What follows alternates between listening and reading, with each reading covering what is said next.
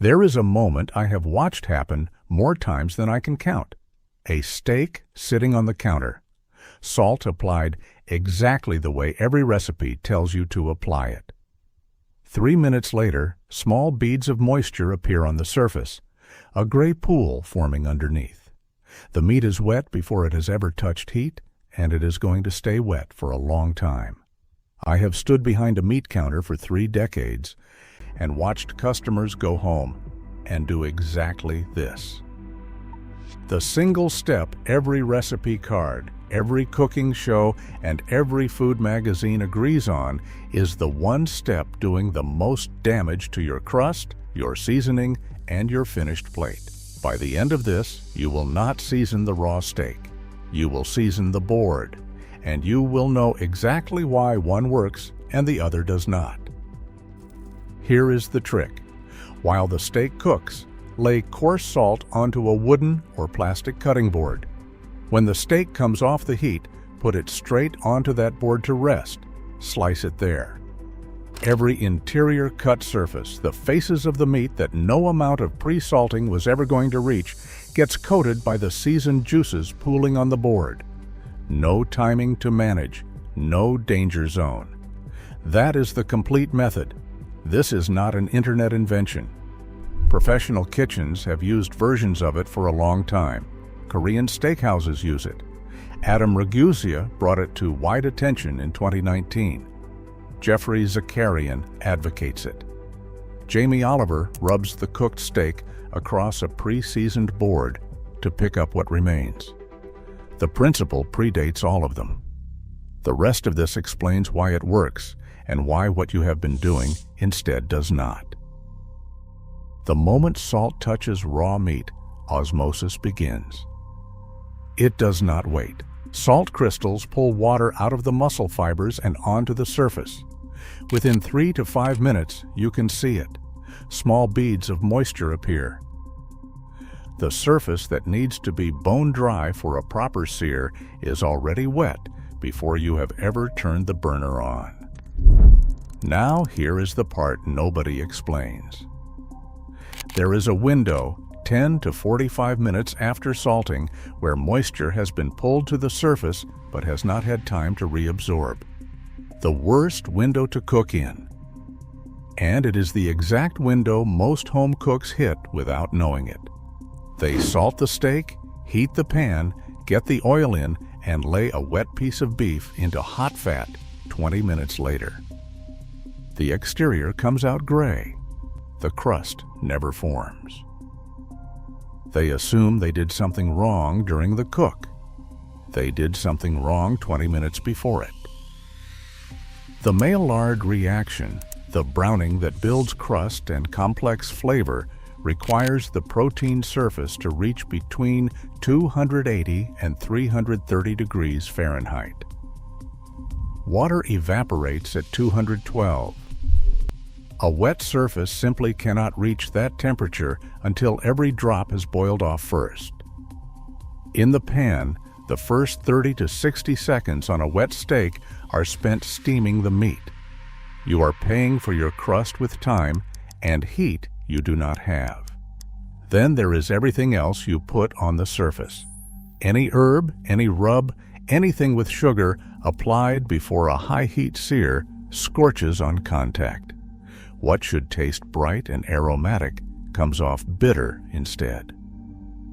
The moisture problem is not a myth. You can watch it happen in 3 minutes on your own counter. Most people look at it and cook the steak anyway. There are exactly 2 pre-salting windows that work. Neither is what most home cooks are actually hitting. The first is immediate. Salt goes on, and the steak goes straight into the heat inside 3 minutes before osmosis has pulled meaningful moisture to the surface. Seasons the exterior only, does not penetrate. Fine for a weeknight, not the gold standard. The second is dry brining, 45 minutes minimum. 4 to 12 hours is better. Salt draws moisture out in the first 15 minutes. That moisture dissolves the salt into a brine. That brine reabsorbs back into the muscle fibers within 40 to 45 minutes. The steak that went into the refrigerator wet comes out dry, slightly tacky, and salted all the way through. 1 teaspoon of kosher salt per pound. Uncovered on a wire rack. That is the complete instruction. The problem is, most home cooks do not plan 12 hours ahead. The window they hit by accident is the worst one on the list. They salt it, let it sit while the pan heats, and cook it directly in the danger zone they did not know existed. The cutting board eliminates all of that. No planning, no window to miscalculate. During cooking, heat causes muscle proteins to contract. Moisture distributed through the fibers gets pushed toward the center. Slice the moment it comes off the heat, and up to 15% more liquid goes onto the board and evaporates before you can do anything with it. America's Test Kitchen tested this directly in 2022. Boneless cuts sliced immediately lost 10 tablespoons of juice. After a 10-minute rest, only 4 tablespoons. Kenji Lopez Alt's data puts juice weight loss at 9% from an immediate cut versus 2% after resting 10 minutes. Those are not marginal numbers. That is the difference between a steak that is dry in the mouth and one that is not. What resting does is simple. The muscle fibers relax. The temperature gradient between the hot exterior and the cooler center equalizes.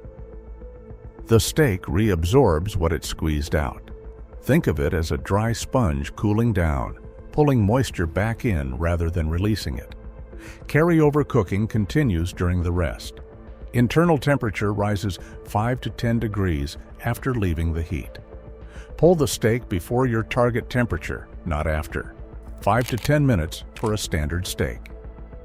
8 to 12 minutes for anything thick.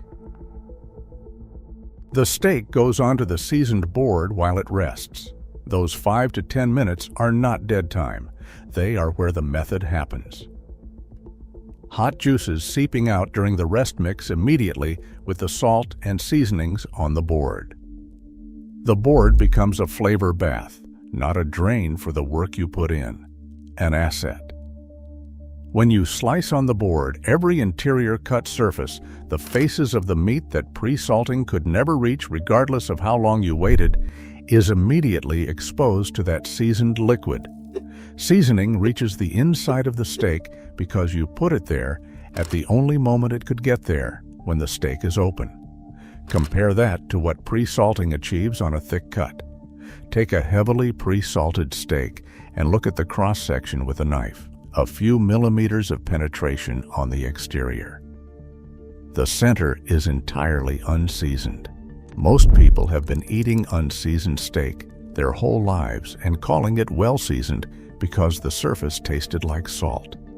The juices cool and thicken on the board. They bind to the sliced meat and coat every face evenly. What remains after you have served the plate is a natural sauce worth spooning over the top. And the herbs, garlic, and butter that would have scorched at searing temperature survive on the board entirely. They perfume every slice without bitterness or char or the slightly dusty quality burnt seasoning leaves behind. That is the argument completed.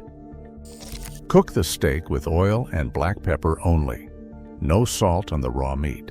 While it cooks, prepare the board. Coarse kosher salt spread evenly. Add what you want: cracked pepper, butter pats, minced garlic, thyme, rosemary, lemon. Steak off the heat, onto the board, 5 to 10 minutes. Slice on the board, toss the slices in the juices. That is the entire method. Variations. An herb board uses kosher salt, thyme, rosemary, and sage. A garlic butter board uses flaky salt, garlic, butter, and olive oil. Anything from a grill, smoked flaky salt. On salt types.